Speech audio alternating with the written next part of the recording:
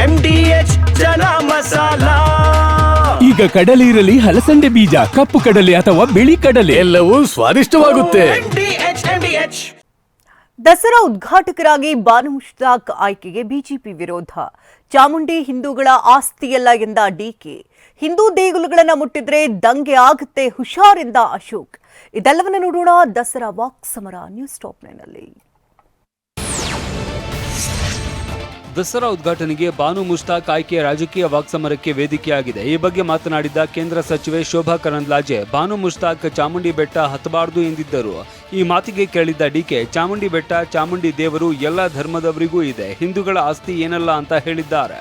ಚಾಮುಂಡಿ ಬೆಟ್ಟ, ಚಾಮುಂಡಿ ದೇವರು ಎಲ್ಲ ಧರ್ಮದವರಿಗೂ ಇದೆ, ಹಿಂದೂಗಳ ಆಸ್ತಿ ಏನಲ್ಲ, ಹಿಂದೂಗಳ ಆಸ್ತಿ ಏನಲ್ಲ, ಹಿಂದೂಗಳ ಆಸ್ತಿ ಏನಲ್ಲ. ಎಲ್ಲ ಸಮಾಜದವರು ಚಾಮುಂಡಿ ಬೆಟ್ಟಕ್ಕೆ ಹೋಗ್ತಾರೆ.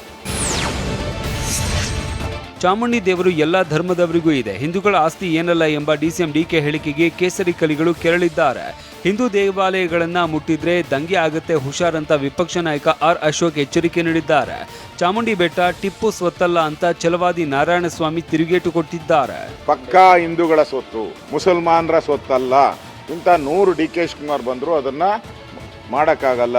ಅದನ್ನು ಮುಟ್ಟಿದ್ರೆ ದಂಗೆ ಆಗೋಗ್ತದೆ, ಹುಷಾರ್. ಟಿಪ್ಪು ಸುಲ್ತಾನನ್ನ ಮನಸ್ಸಿನಲ್ಲಿ ಇಟ್ಕೊಂಡು ಹೇಳ್ಬೋದು ಅವರು. ಟಿಪ್ಪು ಆಡಳಿತ ಮಾಡಿರಬಹುದು ಮೈಸೂರಿನಲ್ಲಿ, ಟಿಪ್ಪು ಸುಲ್ತಾನ್ ಸ್ವತ್ತು ಅಲ್ಲ. ಶಾಸಕ ಯತ್ನಾಳ್ ಕೂಡ ಕಾಂಗ್ರೆಸ್ ವಿರುದ್ಧ ಹರಿಹಾಯ್ದಿದ್ದು, ರಾಹುಲ್ ಗಾಂಧಿ, ಸೋನಿಯಾ ಗಾಂಧಿ ನಿರ್ದೇಶನದಂತೆ ಸಿದ್ದರಾಮಯ್ಯ ಇಂತಹ ಕೆಟ್ಟ ನಿರ್ಣಯ ಮಾಡ್ತಾ ಇದ್ದಾರೆ. ಇಸ್ಲಾಂ ಧರ್ಮದ ಬಗ್ಗೆ ಗೌರವ ಇದ್ರೆ ಬಾನು ಮುಷ್ತಾಕ್ ದಸರಾ ಉದ್ಘಾಟನೆ ಬಿಟ್ಟು ಕೊಡಬೇಕು ಅಂತ ಒತ್ತಾಯಿಸಿದ್ದಾರೆ. ಅವ್ರಿಗೇನಾದರೂ ಇಸ್ಲಾಂ ಬಗ್ಗೆ ಗೌರವ ಇದ್ರೆ ಅವರಾಗಿ ಬಿಟ್ಟು ಕೊಡಬೇಕು. ರಾಹುಲ್ ಗಾಂಧಿ, ಸೋನಿಯಾ ಗಾಂಧಿ ನಿರ್ದೇಶನದ ಮೇರೆಗೆ ಇಂತಹ ಕೆಟ್ಟ ನಿರ್ಣಯಗಳನ್ನು ಮಾಡ್ತಾ ಇದ್ದಾರೆ. ಚಾಮುಂಡಿ ಹಿಂದೂಗಳ ಸ್ವತ್ತಲ್ಲ ಎಂಬ ಡಿಕೆ ಹೇಳಿಕೆಗೆ ಸಂಸದ ಯದುವೀರ್ ತಿರುಗೇಟು ಕೊಟ್ಟಿದ್ದಾರೆ. ಗೌರಿ ಹಬ್ಬದ ದಿನವೇ ಡಿಸಿಎಂ ಡಿಕೆ ಶಿವಕುಮಾರ್ ಚಾಮುಂಡಿ ಬೆಟ್ಟ, ಚಾಮುಂಡಿ ದೇವರು ಹಿಂದೂಗಳ ಆಸ್ತಿಯಲ್ಲ ಅಂದಿರೋದು ಅತ್ಯಂತ ದುಃಖಕರ ಮತ್ತು ನಿಂದನೀಯ ಅಂತ ಕಿಡಿಕಾರಿದ್ದಾರೆ.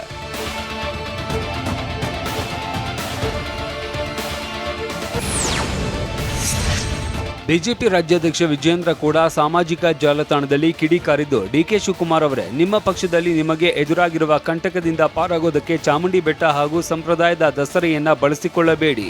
ಬಂಡೆಯಂತೆ ಬೀಗ್ತಾ ಇದ್ದ ನೀವು ಈಗಾಗಲೇ ಮುದ್ದಿಯಾಗಿ ಹೋಗಿದ್ದೀರಿ. ಚಾಮುಂಡಿ ತಾಯಿಯನ್ನ ಕೆಣಕೋದಕ್ಕೆ ಹೋದ್ರೆ ರಾಜಕೀಯವಾಗಿ ಭಸ್ಮವಾಗಿ ಹೋಗುವಿರಿ ಅಂತ ಎಚ್ಚರ ಎಂದಿದ್ದಾರೆ.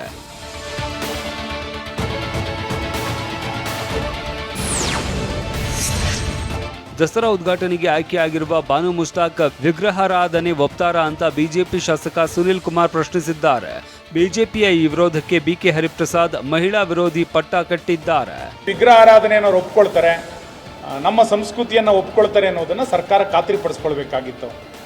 ಈ ವಿವಾದವನ್ನ ಸರ್ಕಾರವೇ ಮೈ ಮೇಲೆ ಎಳ್ಕೊಂಡಿದ್ದು. ಇವರು ಅಪಸ್ವರ ಹೇಳಿದ್ರೆ ಇವರ ಮನಸ್ಥಿತಿ ಏನು ಅನ್ನೋದು ಗೊತ್ತಾಗುತ್ತೆ. ಮನಸ್ಥಿತಿ ಒಂದು ಮಹಿಳೆಯರ ಬಗ್ಗೆ ಇರ್ತಕ್ಕಂಥ ಮನಸ್ಥಿತಿ. RSS ಭಾರತೀಯ ಜನತಾ ಪಾರ್ಟಿ ಮಹಿಳೆಯರನ್ನು ಒಪ್ಪೋದೇ ಇಲ್ಲ ಅವರು.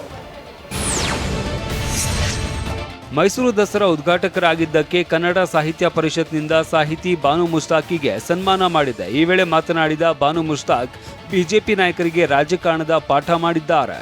ರಾಜಕೀಯವನ್ನ ಮಾಡಬೇಕು, ವಿರೋಧ ಪಕ್ಷ ಅಂತ ಇರಬೇಕು, ಆಡಳಿತ ಪಕ್ಷ ಅಂತ ಇರಬೇಕು. ಆದರೆ ಯಾವ ವಿಷಯದಲ್ಲಿ ರಾಜಕೀಯವನ್ನ ಮಾಡಬೇಕು, ಯಾವ ವಿಷಯದಲ್ಲಿ ರಾಜಕಾರಣ ಮಾಡಬಾರ್ದು ಅನ್ನುವಂತಹ ಪ್ರಜ್ಞೆ ಸಕ್ರಿಯ ರಾಜಕಾರಣಿಗಳಿಗೆ ಇರಬೇಕಾಗುತ್ತೆ. ವಾಹ್, ಯಾಕೆ ಈಗ ಬಂತ ಸ್ವಾದ? ಖಂಡಿತ ಈಗ ಬಂತು ಅಸಲಿ ಸ್ವಾದ. MDH chunky chaat masala life ಅಲ್ಲಿ ಅಸಲಿ ಸ್ವಾದ ತರುತ್ತೆ. ಅಸಲಿ ಮಸಾಲ, yes, MDH.